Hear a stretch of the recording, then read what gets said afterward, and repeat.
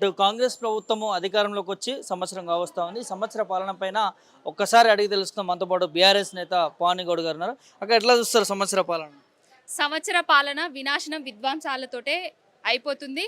ఇంకా ఎంత వినాశనం చేస్తాడో అనేసి అంతే సందిగ్ధంలో ఉన్నాం మేమైతే బీఆర్ఎస్ వాళ్ళము, తెలంగాణ రాష్ట్ర ప్రజానికం మొత్తం. కేసీఆర్ గారి 10 ఏళ్ల పాలనలో దేశానికే దిక్సూచిగా తెలంగాణ రాష్ట్రాన్ని నింపిండు. కానీ రేవంత్ రెడ్డి మార్కు పాలన ఏడాది కాలంలోనే దేశాన్ని ముందు నవ్వుల పాలు చేస్తాడు రాష్ట్రాన్ని. ఏమున్నది చెప్పుకోవడానికి? గురుకుల విద్యార్థుల దగ్గర నుంచి మొదలు పెడితే ముసలవ్వలు పెన్షన్లు తీసుకునే ముసలవ్వల దాకా వంచిండు రేవంత్ రెడ్డి.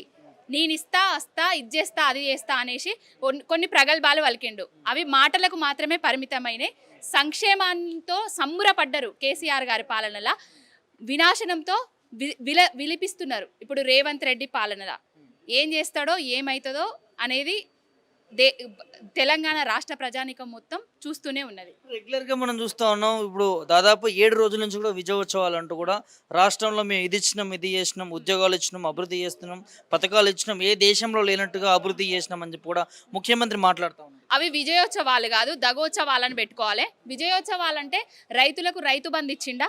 విజయోత్సవాలు చేసుకోవడానికి రైతులకు ఏకకాలంలో 2 లక్షల రుణమాఫీ చేస్తా అన్నాడు. అందరి రైతులకు ఏమన్నా రుణమాఫీ చేసిండా? విజయోత్సవాలు చేసుకోవడానికి 1 కోటి మంది మహిళలను కోటీశ్వరులు చేసినా అని విజయోత్సవ సభలో ప్రగల్భాలు వలుకుతాడు. కానీ మహిళలకు నెల 2,500 రూపాయలు ఇస్తా అని చెప్పి ఎగ్గొట్టిన రేవంత్ రెడ్డి ఏ ముఖం పెట్టుకొని విజయోత్సవాలు చేసుకుంటాడు? విజయోత్సవాలు కాదు, వాళ్ళు ఏదో పార్టీలు చేసుకోవాలనుకున్నారు. ప్రజల దగ్గరికి పోయి ఏమన్నా విజయోత్సవాలు చేసుకుంటున్నారా? సభలు పెట్టి ప్రజలను వాళ్ళ దగ్గరికి పిలుచుకుంటున్నారు. ఏ నియోజకవర్గంలో కానీ, ఏ ఎమ్మెల్యే కానీ, ఏ ప్రజాప్రతినిధి కానీ కాంగ్రెస్కు చెందిన వాళ్ళు ఊర్లల్లో రేవంత్ రెడ్డి ఫ్లెక్సీలు కానీ బోర్డులు పెట్టి కానీ పాలాభిషేకాలు లేకపోతే ఏదన్నా చేస్తున్నారా? ఓన్లీ విజయోత్సవాలు అనేది వాళ్ళ గాంధీ భవన్ల మినహా తెలంగాణ రాష్ట్రంలో ఎక్కడ చేస్తున్నారో ఒక్కసారి చెప్పండి.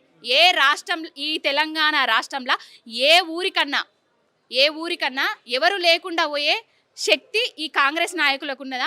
తరిమి కొడతారు. ఈ సంవత్సర కాలంలో వాళ్ళు సృష్టించిన వినాశనానికి, విధ్వంసానికి తెలంగాణ ప్రజలు తరిమి కొడతారని భయంతో వాళ్ళ దగ్గరికి ప్రజలను పిలుచుకుంటారు తప్ప ప్రజల దగ్గరికి పోయి వాళ్ళేం విజయోత్సవాలు చేసుకోవట్లేదు. అవి దగోత్సవాలు, కుట్రోత్సవాలు అని పెట్టుకోవాలి. బీఆర్ఎస్ ప్రభుత్వం చేయలేని ప్రాజెక్టులు కూడా మేము అధికారంలోకి వచ్చాక పూర్తి చేస్తా ఉన్నామని చెప్పి స్వయాన ముఖ్యమంత్రి మాట్లాడుతూ ఉన్నారు.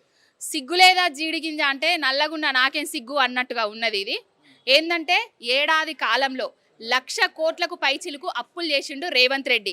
1,00,000 కోట్ల పైచిలుకు అప్పులు చేసినా కూడా ఒక ప్రాజెక్టును కానీ, ఒక విద్యా సంస్థను కానీ, ఒక మెడికల్ కాలేజీని కానీ, ఒక కలెక్టర్ సముదాయాన్ని కట్టిన తెలివి లేదు. ఈ 1,00,000 కోట్ల అప్పులు ఏం చేసిండు అనేది ఆయనకే అర్థమైతే లేదు. కాంగ్రెస్ నాయకుల జేబులు నింపుకుంటారు, వాళ్ళ కుటుంబము పెరుగుతుంది తప్ప పేద ప్రజలకు ఇచ్చిందేం లేదు, చేసిందేం లేదు. అసలు కాంగ్రెస్ అంటేనే స్కాములకు పుట్టినిల్లు. దేశంలో A to Z స్కాములు చేసింది కాంగ్రెస్ పార్టీ.